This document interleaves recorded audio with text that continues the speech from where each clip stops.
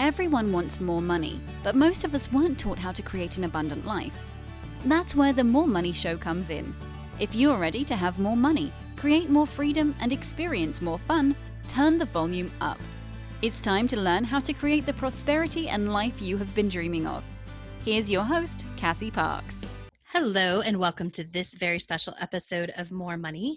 I am normally your host, Cassie Parks, and today I'm here with Jeanne Andrus. But today we're flipping the interviewee again, and Jeanne is going to interview me. So welcome, Jeanne. Thanks for doing this. I'm excited. I have no idea what's coming.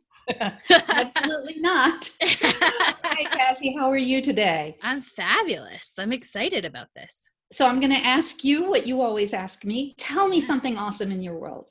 Oh man, what's awesome is the enchanted circle. Just like everybody who's showing up, the more that I grow, like the more the word I've been using is fierce. Like the more fierce my clients get, right? So a little background, I was doing this business course thing, and there was this question, and I said, and I'm doing it because I said this in the last interview with Carrie Ann, like I want to remember what it's like to go through a program and to be in that space. So that's part of why I'm doing it. And so doing this assignment, I'm like, I've done this before. And I was like, nope, do it. And one of the things I came up with is that my clients slay their old stories. Like they don't want it. Like that's it, right? There's no more. This is not, maybe I'm going to do it like they slay them. And what I've seen since I put that intention out there is that my clients are showing up in this fierce, amazing way. And it's this whole new group I get to work up, including like who you've risen to become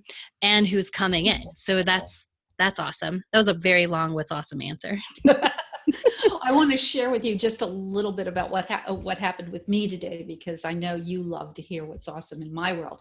Always. And yesterday I was in a little bit of a place of fear, and I said, what's going on? What's happening? And I said, I don't know, but I'm going to stop this. I'm going to put the intention out there to manifest something tomorrow. It doesn't have to be big. It doesn't have to be special. It just has to be a little something. And this morning I got up to an email that said one of the books I had ordered on Amazon, the price had dropped by $7.50. Not huge, but awesome. And then I'm typing away and working on something, and a Facebook ping comes up at me and says that I just won, and our radio station has something they call Lake Loot, and they do it on Facebook. And I won this week's Lake Loot. So, that's awesome. How awesome is that? I have no idea what it is. It's probably a gift certificate for a local business, but isn't that, it's just like, oh, okay, yeah, this is all happening. It didn't have to be big. It just had to remind me. I love that. What else awesome happened today for you? Oh, I worked with one of my awesome clients. We finished up our front end program, and she is off flying on her own with her weight loss plan in hand, and remembering how wonderful she is and remembering what she wants to be as she goes through her life. And I've released her, and hopefully I'll hear in a month from her that she is just flying high. And so that was awesome today. I love it. Did you see anything else awesome? Yes.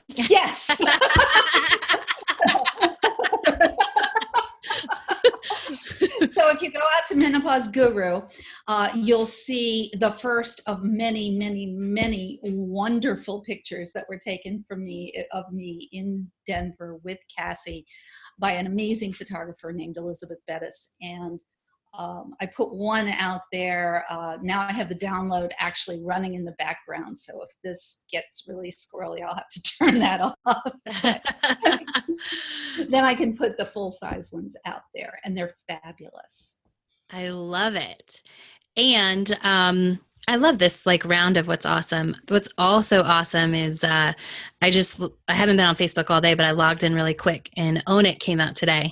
And the first thing that I see is all these people sharing my book. I haven't even really shared it yet because we're planning on a free download day. But yeah. And I've got to tell you that if you are listening to this and I know this won't be posted right away, but if you are listening to this and you haven't read Own It yet, and if you haven't read Choose Me yet, do it, because these books are so much fun. They are so much better than the average women's fiction romance thing that are out there, because they really offer a look at your life in a way that says, I can choose me, or I can own myself. And I can't wait for the next one. They're so much fun. Yay, thank you.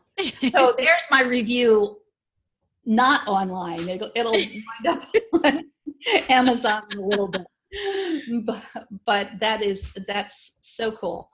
So I want to talk to you today, Cassie, about how your clients get to you and how you kind of figure out how to work with them, because I'm going to say that I'm going to own it and say I am probably one of your more challenging clients, in that it's taken us a couple of years to get here. Mm-hmm. But I know I came in with one specific question. I'm not even going to tell you what it is, see if you remember. But I'm going to ask you, how do most of your clients come in? What's the question that they come in with, or the problem that they come in that they need you to solve? Oh, I love this question. And I will so right now, because of the way when I'm tapping into my future self and my own paying client, and this all came out of that work, is they come in to really change their money story. Like they realize that this story isn't working, whatever it is. So sometimes they've identified it on their own through the Identify Your Money Story guide. And sometimes they've done, Change Your Money Story videos, and they know, okay, it's time to go big. I want to change it. That's how most of them come in. And so they come to really, I think, in business, I say, like, they do come to solve a problem. But the problem that they come to solve is, how do I get bigger? How do I get better? How do I create this life that I want? Because they also come in off of Manifest 10,000, wanting more money in this bigger life and double your business as well. So I know I came to you with a very, very specific question of, why am I broken and can't make the law of attraction work for me? And I did own it. I knew I was doing something wrong. But it was like, everybody around me is making it work. What the hell is wrong with me? Yes. And I love that. And I should use that question as well. Like, that's a good blog post. Yes. Right. And I love how you say it. What is wrong with me that this thing that clearly works for other people is not working? Yeah. Yeah. But obviously, given the last few days where I simply manifested the check in my mailbox in about 30 seconds, and this morning manifesting not one but two little treats, let's say. Obviously, I'm starting to get the hang of it. It's just learning to expect that the universe has your back, and that it's there. It's going to work out for me. And that's been our mantra, or my mantra, working with you lately. So it's going to work out for me, and things just always do work out. So it's pretty cool to go from 2.5 years ago, where I was saying, why am I broken? I can break the law of attraction for everybody else. And into this place where manifestation, working out, knowing that even if I get a little setback, that it's all going to work out. So that brings me to my next question is, what does the average person's journey look like? Do they get these setbacks? And how do you help people stop viewing them as setbacks? And I guess I'm using the wrong word in the word setback, but I think I'm using a word that your listeners might relate to. Because you're so good at that now, right? So I see that it's, I know now, but kind of take us through the process of how you got me to stop seeing stubbing my toe or the dog peeing on the floor or whatever it was. As a setback. I mean, I'd have days, I know when I came to you and I'd say, it's all going wrong. That's so true. And I'm going to back up and kind of give that overview of the journey. But I think one of the things that I do is I don't buy that right there, right? Like you can start like that and I'm going to cut you off in about 2 seconds, right? Because we're not going to do that, right? And I'm going to ask you to go do it again. And what I think is not that where there's the power comes in that is that you realize you're doing it, because most of the time, most people don't realize they're doing it. I think that's part of why the law of attraction felt broken, is that you're like, I'm doing this list. I'm sure you had a list of things you had done or tried or were still doing, right? Right. And it's like, I'm doing all the things. I'm checking all the boxes, right? But that's, but on this other side, every story you came into was like, well, this is happening and this is happening, right? In this very heavy, nothing works for me energy. And so that is the thing that was overriding any other thing that you were doing. And what most people don't understand is that just by checking the things off the list, it doesn't override that. Another way that I say this is that it's not the hour you spend on your manifesting activities. It's who you be the other 23 hours. And I love that, because it's taken me a while to step into this person, and knowing how we've worked very closely in our very small group. Mm-hmm. And we even treat our future self as a separate person. So we talk about her, and then we step into her and we talk about her, that other person that we left behind. And so there's always about 16 people in the room, even though there are only 4 of us. Right. Me, my future self looking at my past self. That'd be a cool chart. And it looks really crazy. And sometimes my future self is talking to your future self or your past. Uh-huh. But I love this concept of future self. And I'd love for you to explain a little bit about how that's so different from the affirmations and I am enough and I am wealth and abundance, things that people have many people say and talk about and ask you to do. And those are the little check boxes on that list. Right. How is this future self work really different? I love this question. So,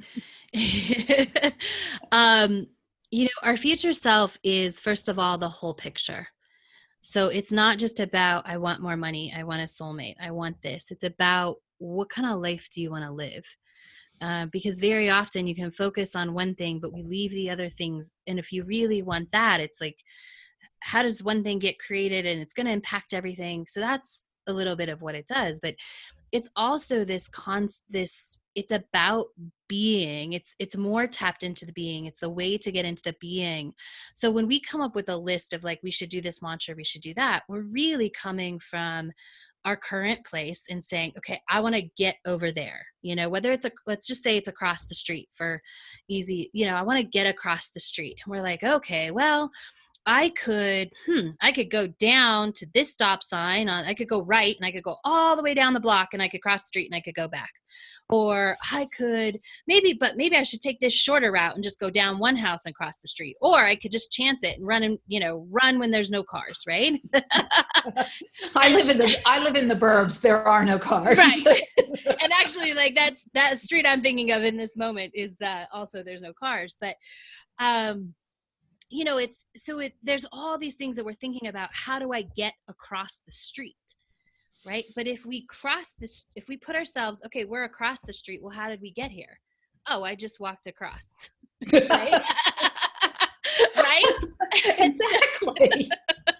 It seems that's a very simple version, but it really is looking back across the street and seeing how did we get there, instead of standing on the side of the street that we're on and trying to make a decision and figure out what's the best way to get across the street, right? Which sounds ridiculous when we're talking about the street, but this is what people do when they try and use the law of attraction, is that they're like, okay, well, I think I want this. So I think I should do this. And I think this will be, and this was, you might bring this up later, right? But there's a lot of thinking that went on, right? You're like, well, I think I think I should do this if I want this. I think I have to do it this way. I think my future self wants this, right? And it's really, our future self is about being in that space and looking back and trusting that if we can just be in that space a little bit more and a little bit more every day, we'll start to see the world through her eyes or his eyes. And those eyes will show us, right? It will start to see, oh, this is how we got there. We'll start to feel like, oh, I just have a nudge to like go to the store. I'm going to honor that and meet a new client or whatever happens, right? But we start to just, the more we're in touch with her, I used to give this example, which I really love, is that, we create like these puppet strings to like your hands of your future self. And when you're in touch with her, she can just kind of pull you and guide you to the left and guide you to the right from the other side, versus you trying to figure out how to get there. On the other hand, sometimes we're sitting here pulling back. So right. That's a great point, right? Maybe we can make her go this way or this way. That is such a good point that I wouldn't have thought about, but you're right. And a lot of people do that. They stand current self and they're trying to control their future self because they're a little bit afraid maybe of what happens when you get to your future self. Exactly. I think I've been kind of the poster child for overthinking this whole thing. Which brings me to another point, and that we talk about a lot, and that is how we get there, and the fact that it's not the way we expect it to. And I think I'm probably actually the best example of this, because last year we worked all year long, and I'm like, I'm not getting the traction in my business I want. I'm not getting the traction in the business I want. But I had set out an intention back in January to manifest $150,000, quote, before taxes. And I got to the end of the year and I looked at this check that had just come in. And I said, this and the other check added together is $115,000, and it's all tax-free. So it's more than that $150,000 I wanted to get. So I've always been trying to control the how, and talk a little bit about why that doesn't work and why so much of our energy going into how to make my business work is exactly the wrong energy. Yes. I love this story. It's one of my favorites, like stories. I was just telling it to someone the other day. I said, and then she realized $114,000 had already showed up because you did the work, right? It just didn't look like, and I want to highlight that. And then I want to talk about the how a little bit more. For it looked like, oh, I should be seeing clients and I should be getting more clients. I should be doing this, right? And that looked like the work that would create the money, right? And that's, everybody gets that. That's not like, that's what everybody would think, right? Right. But you were doing the personal work. Like you were doing the personal work to open up to that abundance and to be worthy of getting $114,000, right? And like very, very much so. You were opening that space, and now we're moving into the business is coming in, which I love. But we all, we always want to control the how. And sometimes it's because we're so excited about our business and we really want to do it. So we gotta figure it out. I think we control the how, because that's by nature kind of who we are. Like it's, it's biologically, like we are, I always say this, like we're first wired to survive. Because if you don't survive, nothing else matters. So, but once you've mastered survival, it's time to move into how do you thrive? How do you become that? And so controlling the how really is survival, right? It's us thinking, how do we survive? Except for building a business isn't often about survival. Sometimes it is if you need to make money, but that how comes because we're trying to find that path. We're trying to the buffalo were over here, a couple of days ago. So we're going to go back there and and try and get dinner, right? Like those types of things still come as human behavior. And so I think A, it's natural, and B, it's just when we want something, we want it. And the best way to like not control the how is to get yourself that experience without having to have that, so that you can see this clear path.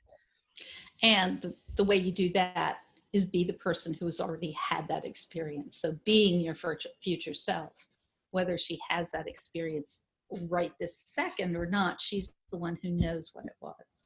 And I love the fact that I finally get it. I do too. I love it. I love the fact that you hung in there, and you've alluded to this in other interviews, and it wasn't easy, right? No, and I'm working with a Leo, for God's sakes. Right?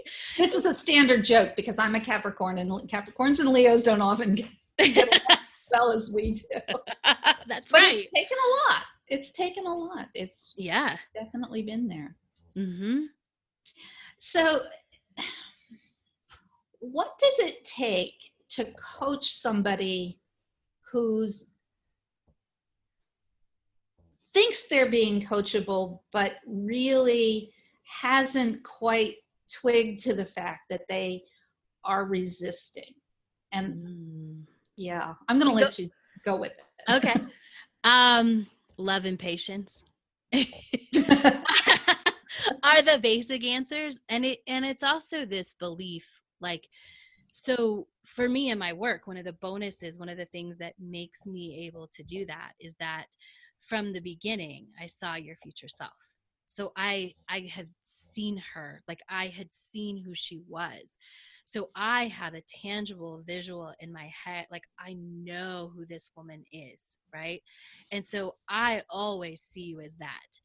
And when you see someone as that, it's easier to be loving and patient because you know they get there. Like I borrow as much trust in the fact that we know who your future self is as you guys do, probably more.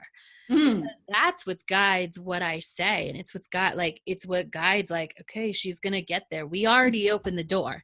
She's going to get there. Right. And so some days it's just trusting, like we set the intention, it's going to work. Right. And some days it's being patient and it's always sending love and it's waiting for the opening. So when somebody is resistant, as you have mentioned that maybe you were a little bit or a lot in different moments, it's taking those moments where it is open and creating a little bit of space and coming back. And it's creating a space as well as a coach that you can always come back.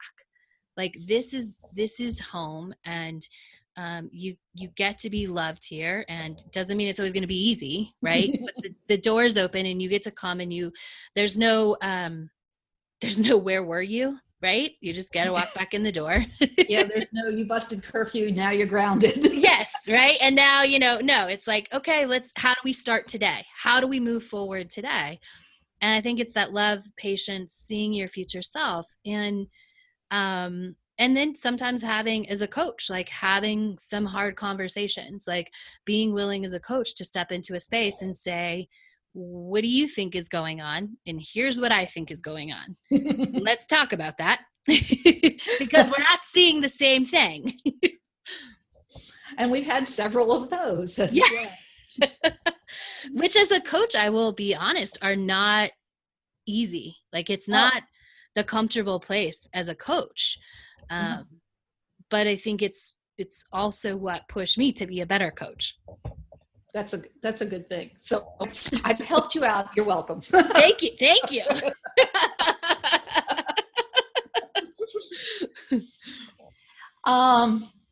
So I had a question just a minute ago. This is the menopause thing.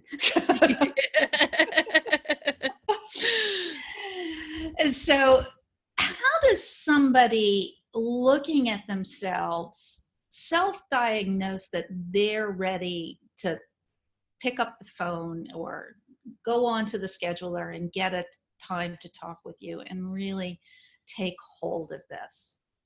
This is such a good question. And I I wrote a little bit about this today, actually, is that, and you probably haven't seen it yet, but it's, No. I got to watch a friend go through this process this week. Actually, it's been probably a month in the making almost, but, you know, because it's like, you know, I said, you know, I think you should, I'm not the right coach for her in this moment. And I said, I think you should talk to my friend. And she said, okay, maybe. Right. And then it was like, okay, give me her email. Okay, here it is. And I just let go. And it's like, she emailed me back. I'm like, awesome. She's like, I'm afraid to get on the phone with her. I'm like, great, do it anyway. And, you know, she got on the phone with her because that's the way my friend runs a business. She does a half-hour consultation, which is what a lot of coaches do. And, you know, she was able to see some things from my friend that my friend hadn't been able to see. And then my friend even said to me, you know, you probably could have told me that, but I wouldn't have heard it. And I said, yeah, that's true.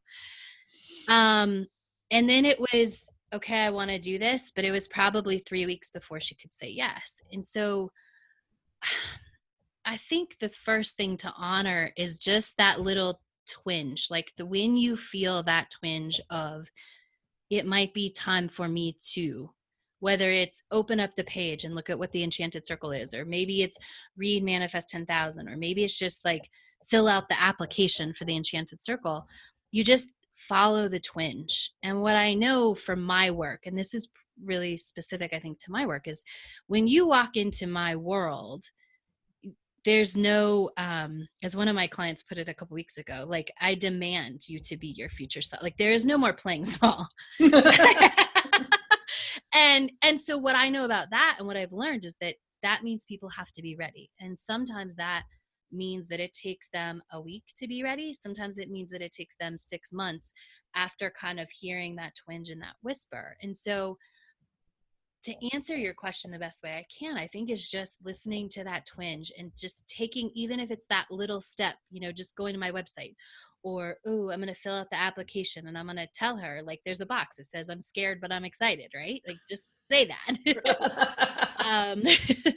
And you know, when you're ready. And what I've learned is that when you're ready, that's when the magic, like when you say yes, when you're ready, when it's time. And sometimes it's time and sometimes it's ready, because we're not always ready, but sometimes it's time. And sometimes it's time, but we don't feel like we're ready, right? So just following that little, and it's your future self. It's your future self just starting to knock on the door and say, hey, this can be better. Hey, you're right. You deserve better. Hey, she can probably help you see that you're worth that. I want to add something to this, because I love that. I think if you're like me, and not if you are, but if you're a person listening to this and you're like me, you might feel like you needed to be the person who did change your money story. And when you said, let's manifest $100 this week, you manifested $4,000 this week. And so you're the star pupil. And I always felt like I needed to be the star pupil. And I think a lot of my hesitation in coming in through the door, and not just coming through, I've gone through a lot of doors, but in sitting down and listening and paying attention to what somebody has to tell me and actually making a difference in my life, was giving up that story that I had to be the star pupil. So if you're the person who went into Change Your Money story and you've got the 3 pennies you found on the ground, I think I've got it right here. Here's my dime. I keep finding this. I love it. I found it again today. I love dimes, and I actually do. I think they're beautiful. But if that's all you found and you're feeling like you're broken, or the law of attraction is broken, or this is really a huge scam that everybody from Bob Proctor to Ginny Gain is playing on you, it's not. It's real. And the thing is that it takes all this stuff that we're talking about. And for me, I'll be really, really, really honest and upfront. I think we've been working together for 2.5 years almost. Pretty close. And I would say that it's the last 7 months have been the quantum growth. Everything else was just slow plodding along, a little better, a little better, a little better. And somewhere around October, a switch flipped and I just started zooming up. Mhm. So don't take your level of manifestation now and say, if I'm not doing really well, I shouldn't go into this program. That's exactly when you need to step into it. It's, if you've already got this down, great. Go manifest another, go manifest a house, go manifest $1 million.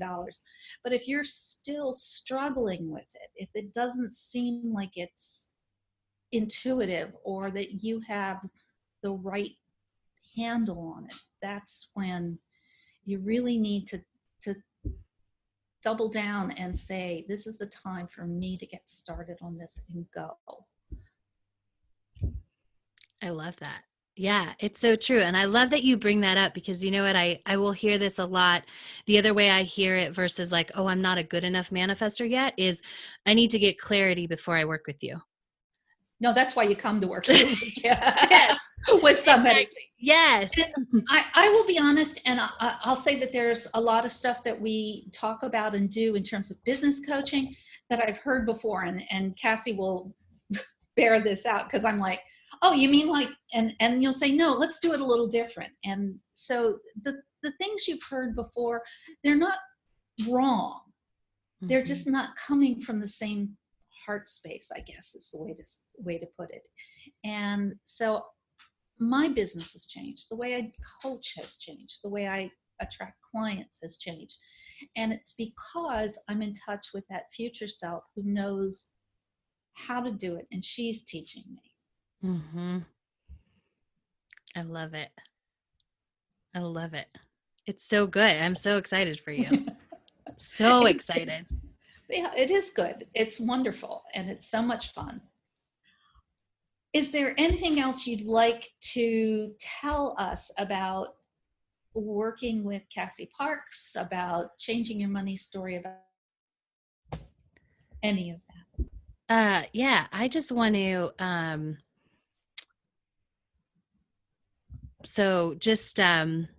say like that Jeanne is one of my one-on-one clients. And so as we talk, I just think it's important to know, right? I think, it's not,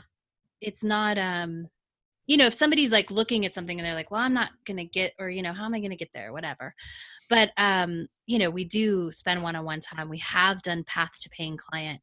And so I think it's important. I just like people to know, what are people involved in, because it's important to know.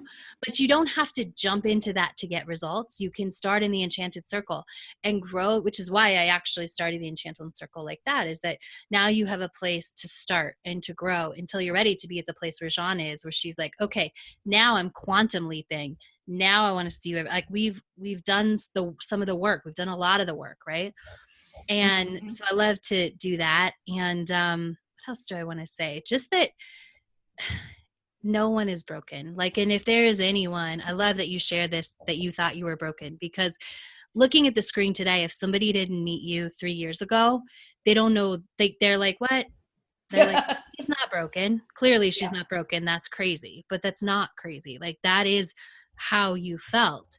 And it's how you felt for a long time. It took those, just taking that little step to see, maybe I'm not so broken. Maybe I'm not so broken, right? And it just took moving forward one step into, okay, maybe I'm not so bad, to get here where you're quantum leaping and you can create and you can be the coach you've always wanted to be, and you can attract the clients you've always wanted to attract.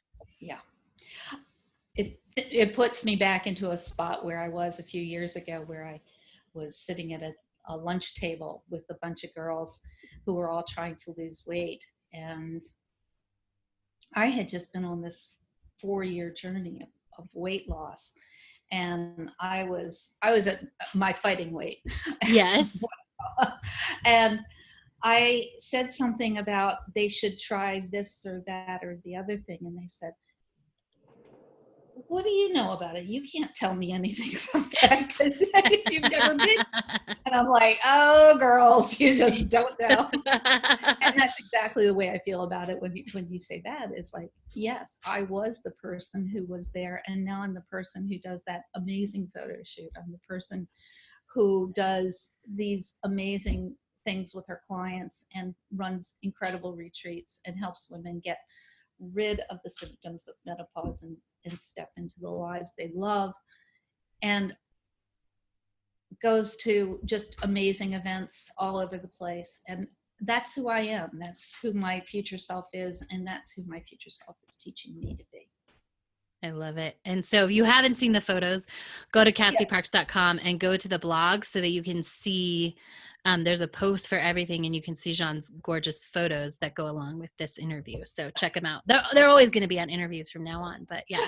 They're going to be on everything from now on. And there is one of the magic things was we were talking about my state school, which is university, Louisiana State University, and then we're walking down the street and we find this purple car. Yes. And they even had the cutest dog in the world. Yes. Oh my gosh. And these pictures are so darn cute. They just make my heart melt. Yeah, I know. It's like my favorite. I think that might be my favorite picture of all of them. Yeah. Yeah.